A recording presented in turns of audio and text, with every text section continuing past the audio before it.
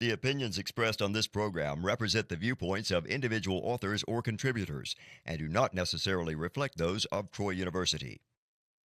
This is Alabama Politics with Steve Flowers, an in-depth interview with Alabama's top political newsmakers. Now, from the studios of Troy University, here is Steve Flowers.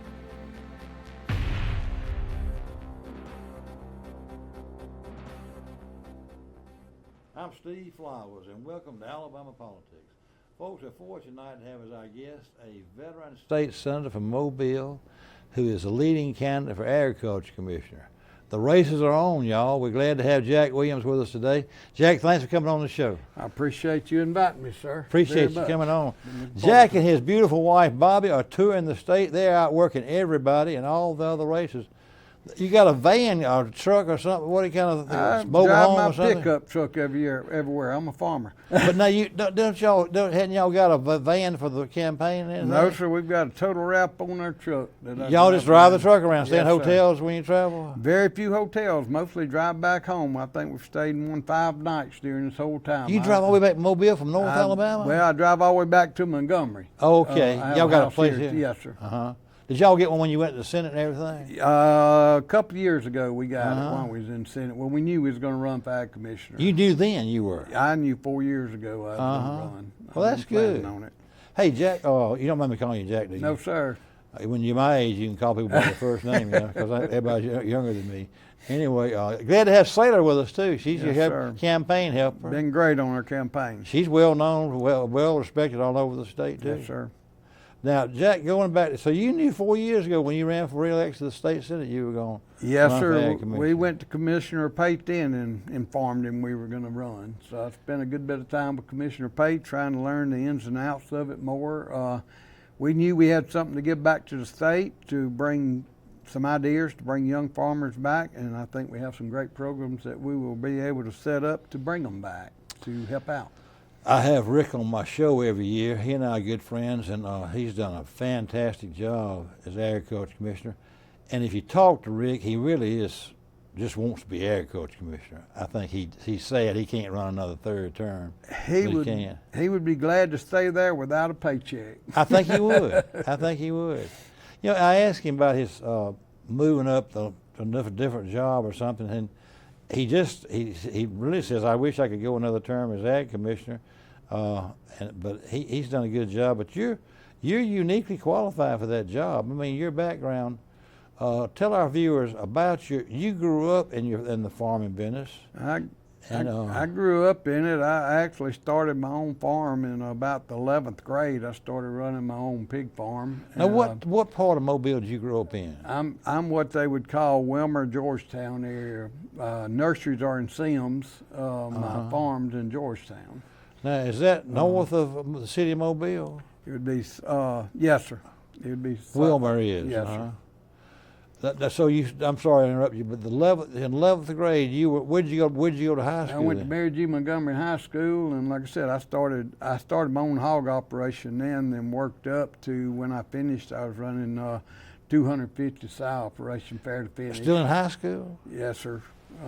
Well, now, were your folks farmers too? Yes, sir. My dad was a farmer. Wife was stay-home mom, like all farmers' wives was. So we grew up in it. We never knew it was anything different, honestly. A guy asked me the other day, he said, being in the Senate's the hardest job you ever had. I said, sir, you hadn't had 100 acres of land, apparently. I'm getting to wear a suit and sit in the air conditioning. All people can do is holler at me here. So you had in 11th grade, you grew how many pigs? I was probably running 30 sows of my own early on, and then we just grew and grew and grew. Had your folks done? Yes, sir. Yes, sir. And the same thing? I took over the whole hog operation. Then in 86, we bought a little nursery, going to expand a little more to try to make a living out of it all. And we grew it into a 160-acre nursery, and then in 2004, we bought the largest nursery in the state, which was Tom Dodd Nursery. We bought it out. What's that? How you spell that, Tom?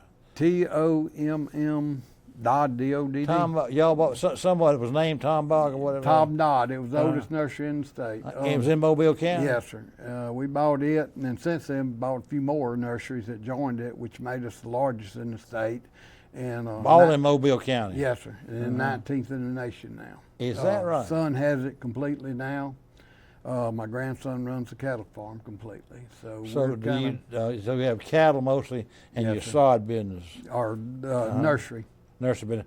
You know, Jack, I've had Rick on every year, and before him, who was the agriculture commissioner before him? John McMillan. John McMillan. We talk about what percent of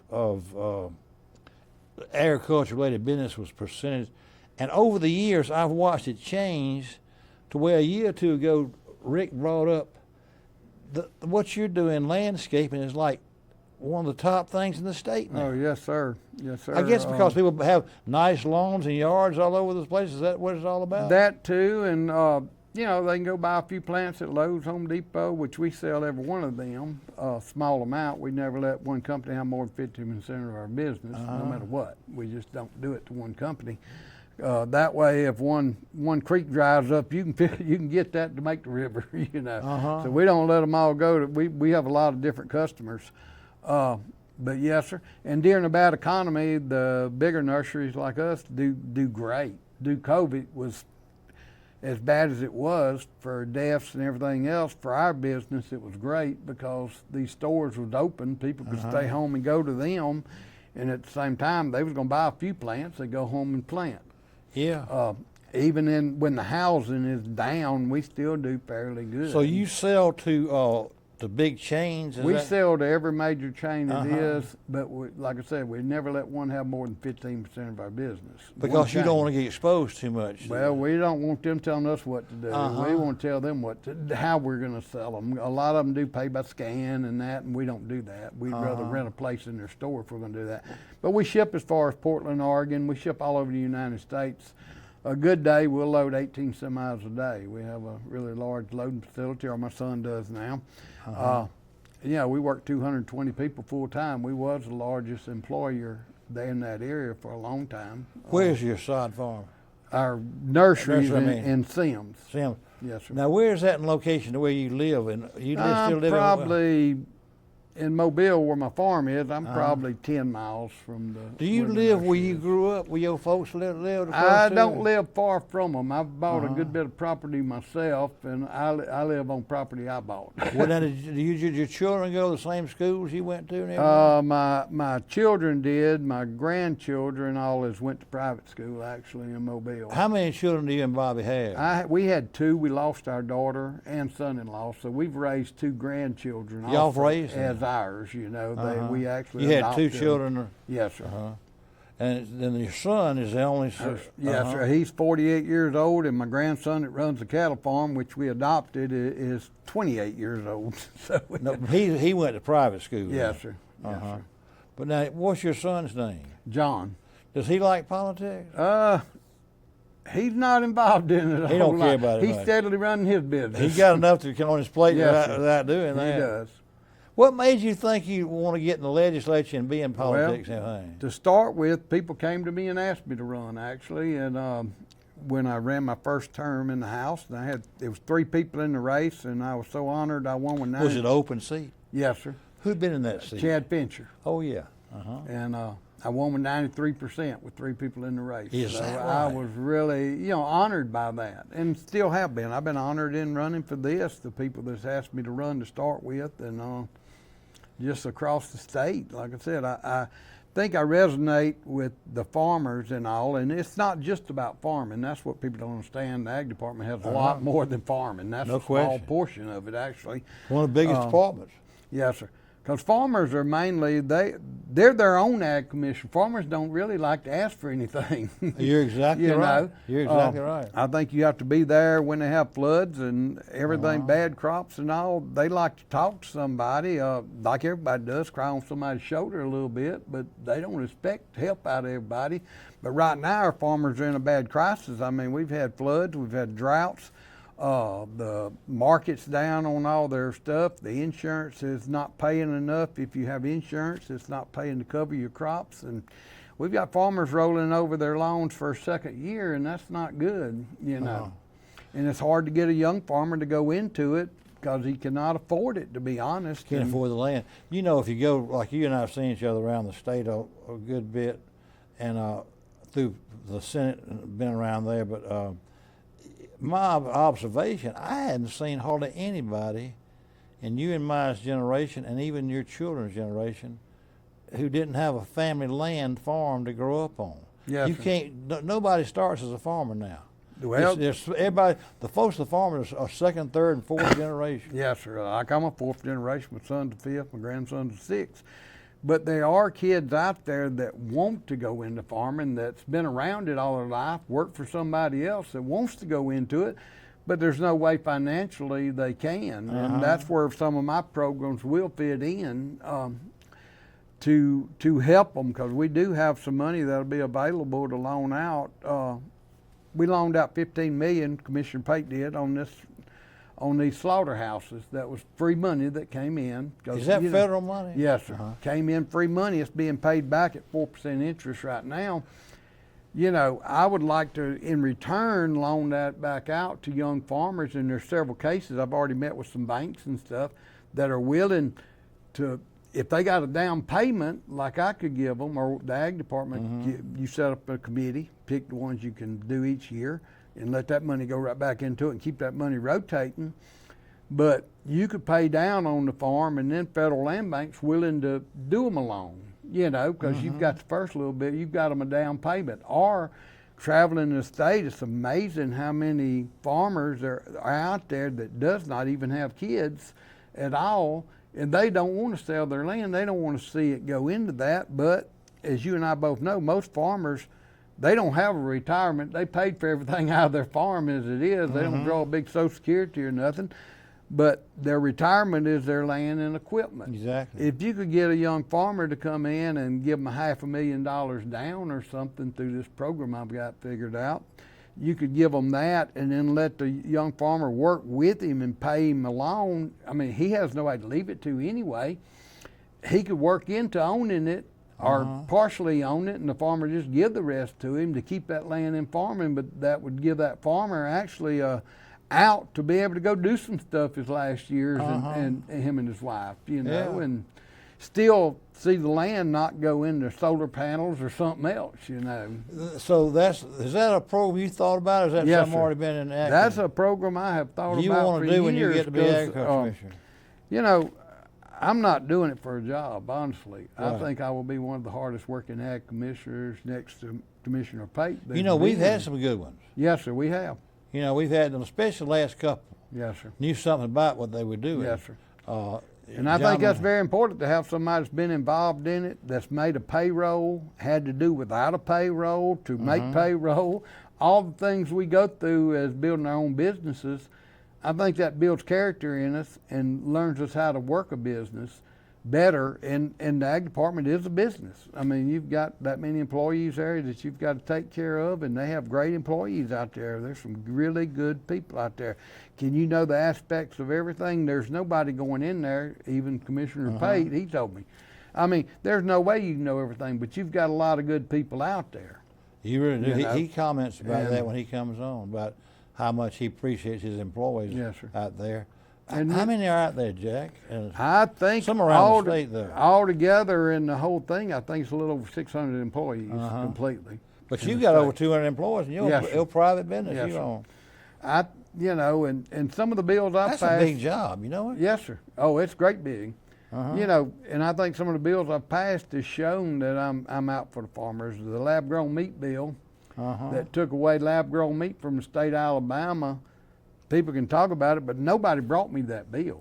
I seen it on 60 Minutes. Is how I come up with that bill. I seen them making chicken. So we got it banned from the state, which they were making salmon. They're making everything out of it. Also, the fence bill that took away the state tax and up to $25,000 per owner on a farm every year. That's amazing to for the cattle people and to fence feral hogs out even. I mean, it's amazing. That's a lot of money savings, you know. I've got a bill up now, which the chicken houses actually already have it, but most of them don't take advantage of it because it's part of your power bill if it's for heating.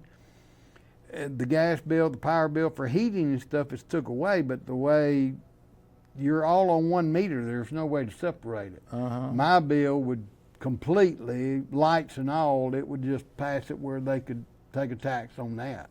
We passed it out of committee last session, but we didn't get it on the floor. It was so late and stuff, but we've already pre-filed it this year to come back with it.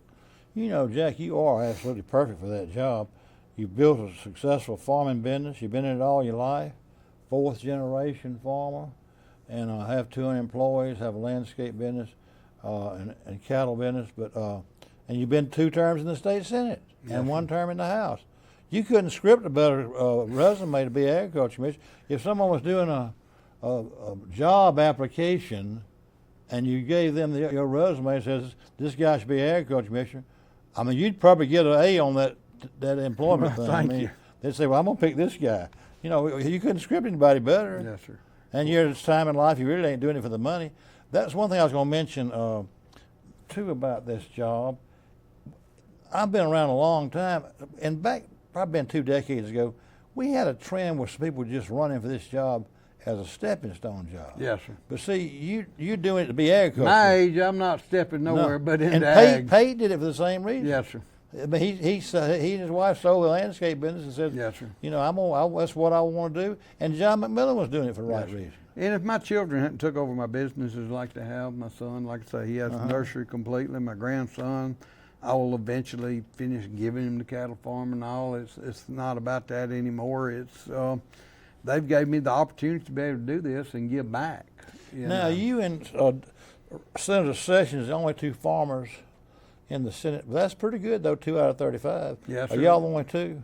Well, we have Josh Cornley that That's farms right. and sells insurance, you know. Yeah. Josh is the senator from my neck of the woods. Yes, sir. Good young man. Broke Jimmy his hip Hall playing and I- ball this year, but you know. Yeah, he sure did. Jimmy Holly and I sat together in the House for almost over a decade. I was pretty close to him too. Holly was a good senator, buddy. Yes, sir, and I learned a lot from him. You know, he was getting older when I was there, but he still had a lot of knowledge. Everybody would try to flock to him. I've had Chambliss and from Prattville and Barfoot told me when they got there, they fought over who could sit next to him Yes, because sir. it's like sitting next to an encyclopedia. Yes, sir. And it was, Jack. When I was serving the House with him, he read every doggone bill. And I said, one day we were sitting there, and I said, Holly, what is that bill, 4 bills down?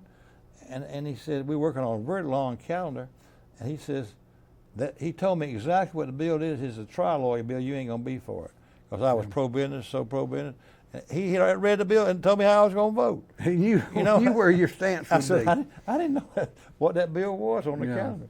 Wow. Anyway, the Holly was a great senator. And we all have to go to people like that to find out on a lot of stuff. These bills, I mean, when you got that many bills, there's no way you can read them all. You know, can't. I read the ones that's coming in committee. I try to look it over and know where I'm going on it, you know. But my biggest thing, and I've had people speak up for me, the Speaker of the House endorsed me publicly the other day. He gonna be his thing Thursday. I've got 18 senators that's endorsed me, the Senate Pro Tem.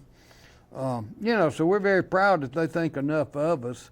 But I go to them on bills and ask them their opinion and everything else. But the main thing is when they come by, one of the people running for my spot. Let me go back. One of the people running for my spot called me the other day. Yes, sir.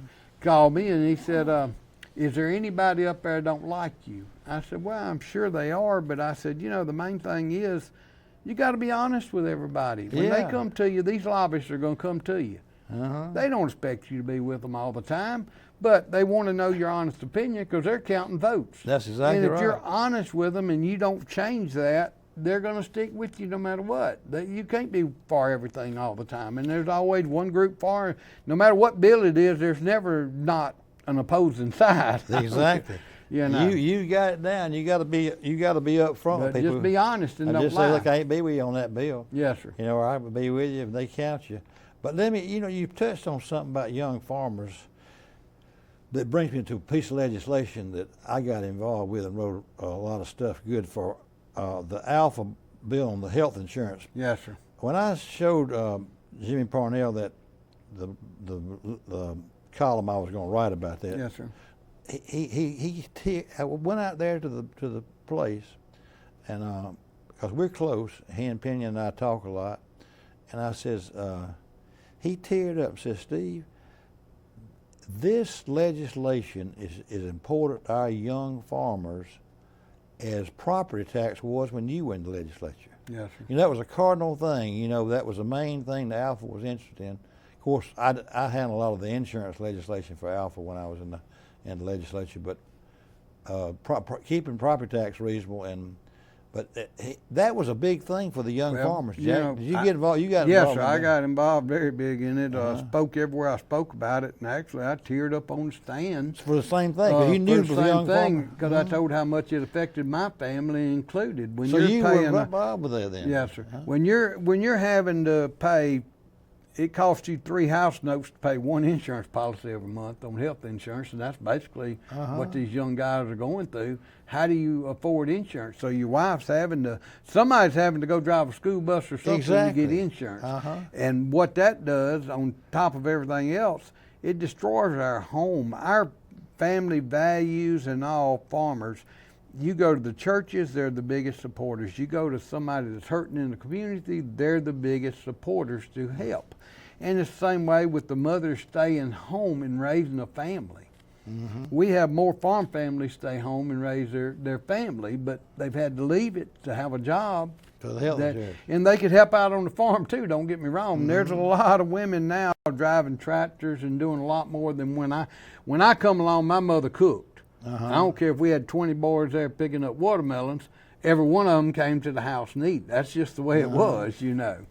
And that was her pride and joy to cook. Did you ever get to know Victor Gaston pretty well? Yes, sir. I served with him a good while. Oh, Well, Victor and I served with him- came to the house the same year in '82. Yes, sir. We both were. Wow. Now he got me by about 7, 8, 10 years, but we were freshmen together, and we served together a long time. Victor was a peculiar little fellow, wasn't he? Yes, sir. He little, but we got along fine. You know, we got I along like old good. Victor though. He was from our area, so yeah, you know. Let me ask this, You Jack. know. When I asked Rick Pate this question about percentage of what was the biggest agriculture products, and I asked John McMillan prior to him, it changed a little bit. I tell you the one things that had increased a lot. People don't realize how big poultry is and chicken Yes, sir. farming is in our state, especially in North Alabama. Yes, sir. But your business that you're in, a landscape type of business, Yes, has increased incrementally, exponentially. It's probably in 20 years increased 20%. It has, and that's the more. one thing. But the other thing is, people have put their land in forestry, and forestry has become much more powerful, and they've already endorsed you, haven't they? Yes, sir. Yes, Uh-huh. sir. Forestry has become a very important agricultural. It Well, wasn't always when you and no, I were sir. growing up. It was not as big as it is now. Yes, sir. I And think if you- people just have realized I'd rather have my Yeah. land in pine trees. You know. You look at all the across the state, all the areas where pine trees are grown, or forestry period, is grown, and how much revenue it brings in. That I passed a log truck bill this year, and that's what I called it. You passed that bill? Yes, sir. Just DOT was just actually, I mean, to me, they're picking on these trucks and trying to find anything they can wrong, but they were sitting outside the mill. They would stop 20 to 30 trucks in a line. That driver missed one load that day, and that's the difference between making a profit and not. But when you're in line for an hour or longer, you're going to lose that load. But people don't realize what they give back to a community. Even in my area, we have a lot of timberland ourselves, and there's a lot in that area. But those trucks come out and they stop at your little local stores. Every trip, when they come out in the woods, they're going to get a Coke and a pack of crackers or something at that store, and they fill up with diesel at whatever area they're in, you know. So it brings a lot of revenue back to our communities, you know. And these log trucks has had heck, but the new bill now, they can only have 5 trucks stopped at a time, and that's counting decommissioned trucks if they pull one over and decommission it. But they can only have them. But once they get to the scales and they weigh outright, if they got a ticket, they can mail that ticket back with the weight ticket from the mill and get that ticket tore up without them having to go to court and the owner of that truck having to take a day off and not miss a whole day. So it's very big for the logging business, this bill was, and they are very proud of it. Well, you had a successful session, with happened with the Alpha Health bill and that trucking bill. That's been a big thing for your last session. Well, they're really big, and like I say, we want to do something to help the chicken houses because they are struggling, especially the last few years through these winters, and they're under contract. And people don't realize how much when they're under contract, how little they actually make off these chicken houses and stuff. So and I've had to learn about these. So I've went to a lot of chicken houses and a lot of growers. We may raise 20% of our biddies in the state of Alabama. We don't raise many biddies. We don't do many eggs. They're coming out of Georgia. One of our plans is we would love to work and bring a producer into the state to do these eggs because they're all coming out of Georgia. If we can figure out some kind of incentive to work with people to bring this in here where we can hatch the eggs here and produce our biddies here, because a lot of the growers say they're getting what they call number twos, out of the biddies. But I have learned a lot about them. I did not know we grew chickens to 14 and 16 pounds for these chicken strips. I didn't know one house may be all roosters and this one over here at Dothan may be all hens. So you found a lot about the state traveling. Yes, sir. We have traveled this state, and I never knew they grew 40,000 chickens in one house. I didn't either. The mega houses is 40,000, from 20 to 40. Where were the biggest ones? What county you found them? They're in every county. When you leave here going the other way, going toward north, they're in every county, which, we're even getting them down in Washington County at home now. I mean, chickens are a big thing. I'm not going to say one's bigger than the other because all going up north, everywhere I go, there's chicken houses. But poultry's still number one. Oh yes, as sir. Far as that we're only number two, in the whole country. We're the second biggest grower. It is. Georgia's above us.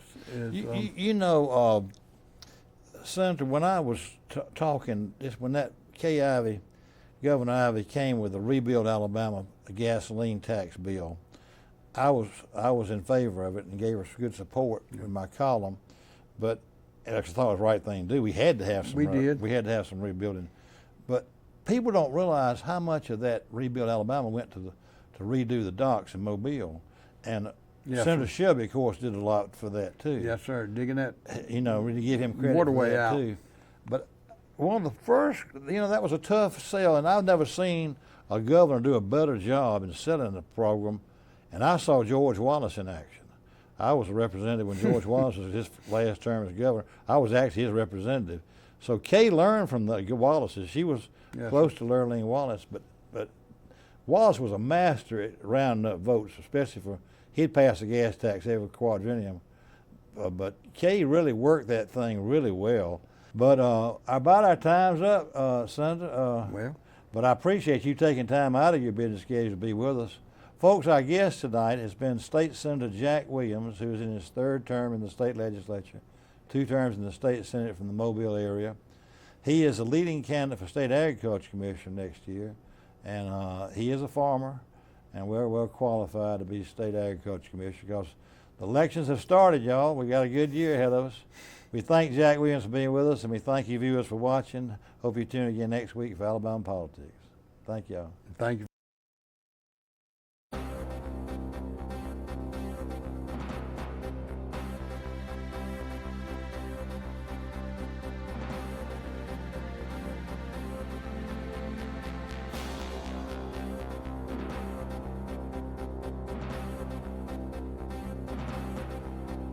This has been Alabama Politics with Steve Flowers, a production of Troy University Television.